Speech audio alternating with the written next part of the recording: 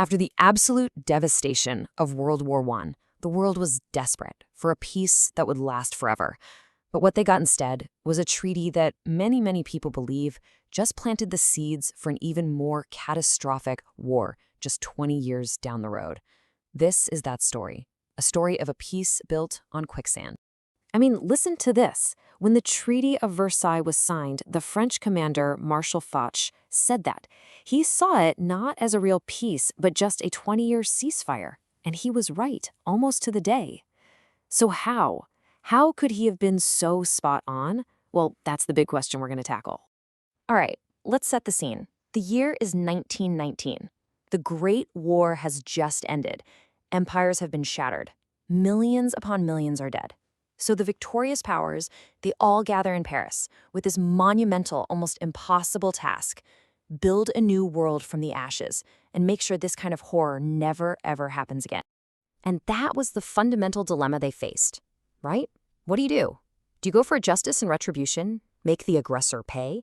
Or do you try for a more forgiving kind of peace, one focused on rebuilding and reconciling? The entire fate of the 20th century really did hang on the answer they chose. Now, the problem was every single nation at that negotiating table had its own answer to that question, and that answer was driven by what was best for them. So the peace talks, they pretty quickly turned into a battleground of competing agendas. And these were the guys holding the future of Europe in their hands. They were called the Big Four. You had David Lloyd George from Britain, Vittorio Orlando from Italy, George Clemenceau from France, and Woodrow Wilson from the United States. And let me tell you, they did not see eye to eye on what to do with Germany. And you can see just how different their ideas were. It was like night and day. On one side, you've got America's Woodrow Wilson, warning that if you force a peace based on humiliation, it'll be like building on quicksand. It's just going to collapse. But on the other side, you have the popular view in Britain and France: squeeze Germany until the pips squeak. So let's break it down. France had been devastated. The war was fought on their land. All they wanted was security, to cripple Germany so it could never attack again. Britain, they wanted Germany to pay for the whole thing. The cost was astronomical. Italy wanted the territory it was promised for joining the war. In the US, well, they had this idealistic vision of a new world with a League of Nations. These goals, they were just fundamentally in conflict. In the end, the vision of revenge pretty much won out. And nowhere is that clearer than in one specific, infamous part of the treaty: the War Guilt Clause. This thing, it became the foundation for decades of German bitterness. So this is it, Article 231. It didn't just ask for money. It forced Germany to accept sole, total responsibility for starting the war and for all the damage it caused. This was a deep national humiliation.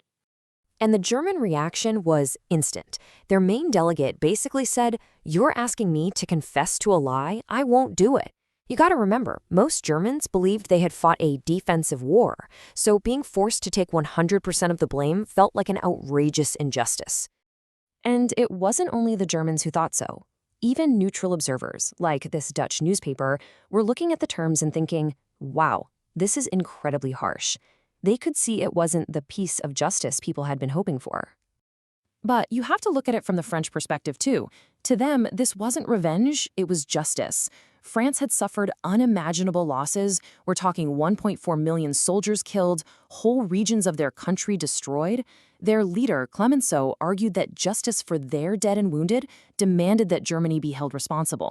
So this moral blame was then backed up with some very severe, very real punishments.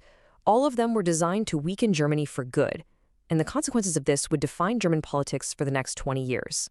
The terms were just crippling. I mean, look at this list. Germany's army was cut down to basically a police force. No tanks, no air force, no submarines. It was stripped of all its overseas colonies, and huge pieces of its own land were carved off to create new countries like Poland and Czechoslovakia. These maps really show you the scale of what they lost.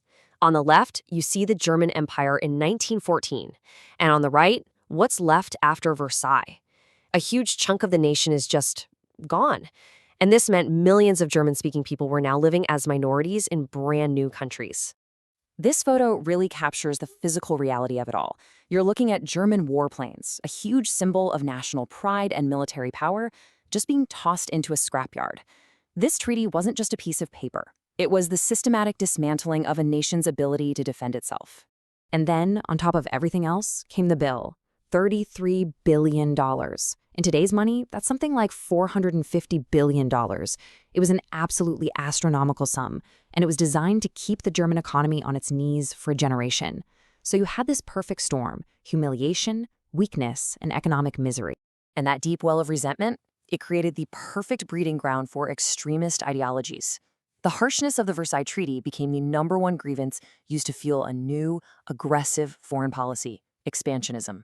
So what's expansionism? Well, it's the idea that for a nation to be strong, it has to grow. It has to expand its territory and its influence, usually by force. And countries that felt ripped off by the treaty, Germany, Italy, Japan, they all adopted this dangerous idea.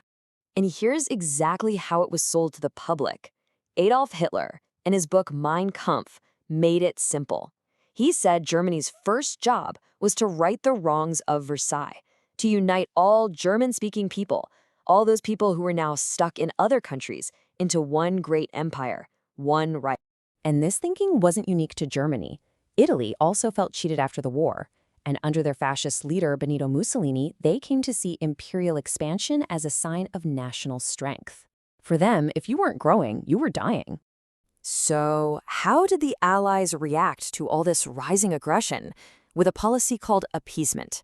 You have to understand, they were so traumatized by the horrors of World War I and so weakened by the Great Depression that leaders in Britain and France just kept giving in to Hitler's demands. They hoped it would satisfy him and prevent another war. The most infamous example is when they just gave him a huge part of Czechoslovakia. But critics like Winston Churchill saw appeasement for what it was: a total disaster.